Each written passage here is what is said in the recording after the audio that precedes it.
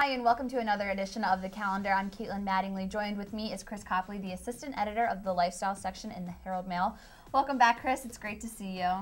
Hey, you know, and we're still in the middle of the holiday season. I say that every week, but you know, Christmas. It seems like this holiday season is going lasts on for a while. time. I'm ready for Christmas to be here. I mean, these events are kind of torturing me now. Yeah. I'm waiting for the cold weather, you know. Right, yeah. It still doesn't, I mean, we keep talking about these holiday events, and it still just doesn't seem like Christmas. I have my tree up, I'm watching Christmas movies, but it just still doesn't. I know. Because it's warm. I'm walking around in a shirt, and you know, and like short sleeves sometimes. Right. Well, this weekend there's a chance to do some things indoors, some things outdoors for the season. One thing indoors, a great holiday tradition returns. The Washington County Playhouse and Dinner Theater has a traditional show that they do at this time of year. It's called Liquored Up Lucille. They take it in different directions. This year it is Liquored Up Lucille's Pop Bananas. The Bananas is was Lucille's attempt at spelling bonanza several years ago. Right. She didn't do a very good job, but because she's a little liquored but she up. kept it, and the whole show kind of kept it, and so now it's the Bananas. So Lucille is she's well in her cups in this show. The show's a hoot, and it's a variety show. So there's a lot of different acts, singers, and others, and she tries to do her best to introduce them, and the audience loved it. The first time they did the show was just a one-off. They said, we'll do this, and they put it on. People loved it, so they bring it back every year. It sounds like a really just absolutely hilarious show to get. I love talent shows, and I feel like just having that comedy on top of it is really what makes it. And the cast gets into it. They all do it with tongue in cheek, so it's a hoot from start to finish. It sounds great. All right, let's get that up on the screen for you. Again, it's Liquored Up Lucille's Pop Bananas. It's going to be Fridays at 6 and Saturdays at 1.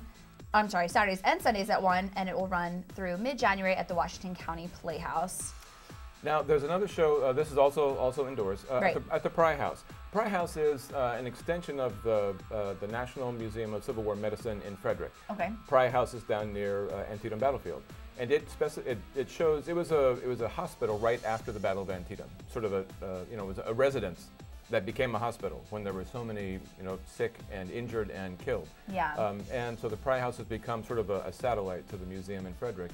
And they're going to they specialize in Civil War activities. So there'll be a Civil War Santa who dresses differently and, of course, talks differently. And the whole culture was a little different around Santa 150 years ago. Yeah. So Santa wears, he wears a blue jacket with white stars, and his pants are red and white striped. Very patriotic. But that's how Santa was portrayed back at the time, before he got his red suit. So he'll be there. He'll meet with kids. There'll be, period decorations, other things. So it'll be a Civil War celebration of Christmas. Right. I love how we've had so many events in the past that have been, incorporated with the Civil War and history, but then also in the holiday spirit. Yeah. Yes, I like that too. And there is an admission charge to get in, $3, not very much, but it helps to cover the expenses. Okay, well, let's get that information up on the screen for you. Again, it's the Christmas at the Pry House. It's from 11 to 4 on Saturday at the Pry House Field Hospital Museum. And then another holiday event, as all of our events are. There's a couple of big concerts this weekend, but there's also a big Luminaria show. Of course, the Granddaddy local Luminaria show is at the battlefield, but this is one at Rest Haven Cemetery here in Hagerstown. They put a luminaria on, if not every grave, nearly every grave, and that's like 10,000 graves in the cemetery. So, and then unlike driving through the battlefield, here you can walk, you can take your time, and it's very low key. It starts with a concert at the chapel in the rest home. Okay. And that is at 3 o'clock. Then they have then volunteers will light all of these. And while they're lighting them during the daytime, there's a bagpiper who plays. So it's kind of a nice thing to see and participate in. And then later on, when dusk falls, of course, you can see all the lights. Right, and then I see here you're saying bagpiper will be performing Christmas music. Yes. So how did they decide then to do it at this time of the year? I think it's a time because Christmas can be such a poignant time when you have a loved one that either died or had some tragedy occur at this time of year. Whenever Christmas rolls around, you remember that, and it's hard to really get into the spirit. So this is one attempt to have people, just contemplate and remember the joy also. That's a really nice event. Let's get that information up on the screen for you. Again, it's the Festival of Lights and Concerts. On Saturday at 3 p.m. the concert will start, and then the luminaries are lit at 4. It's at the Rest Haven Cemetery in Hagerstown. And then another great event with the Maryland Symphony Orchestra. Yes, their big Christmas show, the Home for the Holidays. They've got, as usual, they have other ensembles coming in. Yes. In this case, it's the Hagerstown Choral Arts will perform, the Northern Middle School Girls Ensemble. They sometimes call them Women Ensemble, but it's the girls from Northern Hagerstown Middle School. And then a couple of, there's a singer, Robert Tudor, and a young violinist. His name is Russell Iceberg. He is just a teenager, but he plays really, really well. He's been featured in articles in the area and has won some contests. So he will be there playing. Cool. So and then again, Santa will come, Santa will lead a sing-along, that's a big deal, and the orchestra likes to throw in little surprises like, some decorations on their instruments or wearing a hat, so it's fun. I love how the orchestra has just had so many great events over the past few months.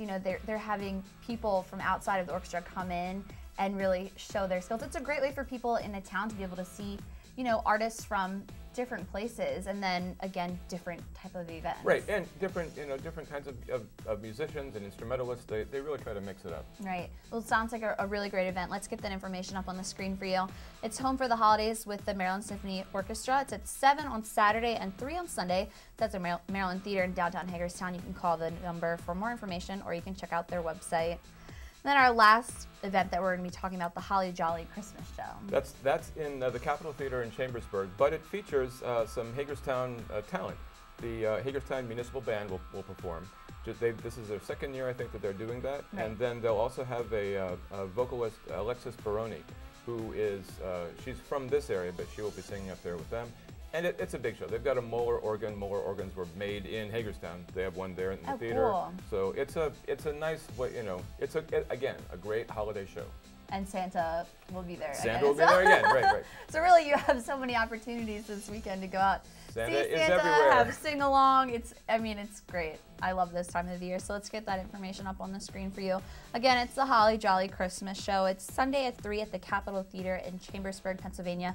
You can call the number on the screen for more information, or you can check out their website. It's really just, again, a lot of great holiday events going on this weekend. And there are so many. I mean, schools have events, and a lot of places where people gather. So it's nice to get out with family, with friends, go out and enjoy the season. It doesn't have to be at an event even, just go out and see what decorations are up in your neighborhood. Great. Well, there are a lot more events going on this weekend. These are just their top 5 picks, so make sure you check out the lifestyle section in the Herald Mail, and we'll see you next time.